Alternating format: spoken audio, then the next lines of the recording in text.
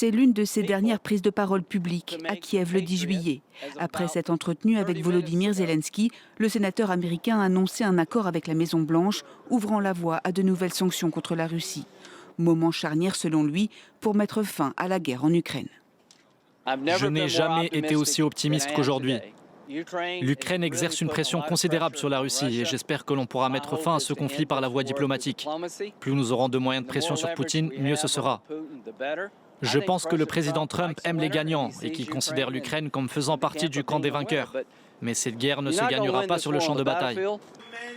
Lindsey Graham était l'une des figures les plus emblématiques de la politique américaine et du Parti républicain depuis plus de 30 ans. Critique virulent de Donald Trump jusqu'en 2017, il a par la suite rallié le camp du président, devenant l'un de ses plus proches alliés au Congrès et un interlocuteur influent sur les questions de politique étrangère.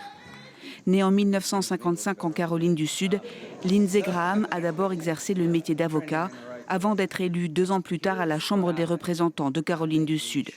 En 2003, il rejoint les bancs du Sénat, un siège qu'il occupera jusqu'à sa disparition. Partisan d'une politique étrangère interventionniste et d'une ligne dure en matière de défense, Lindsey Graham a soutenu l'intervention américaine en Irak en 2003. Il a également prôné des sanctions plus sévères à l'encontre de l'Iran et de la Russie.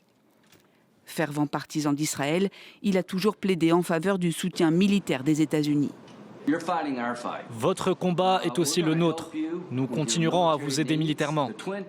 Les tours jumelles ne se sont pas effondrées à cause d'un ouragan, mais parce que des terroristes islamistes radicaux ont tué 3000 d'entre nous en une seule journée. Et ils nous tueraient tous s'ils le pouvaient. Lindsey Graham s'était lancé dans la course à l'investiture républicaine pour l'élection présidentielle de 2016, une campagne de courte durée abandonnée avant les premières primaires. Il briguait un 5e mandat au Sénat.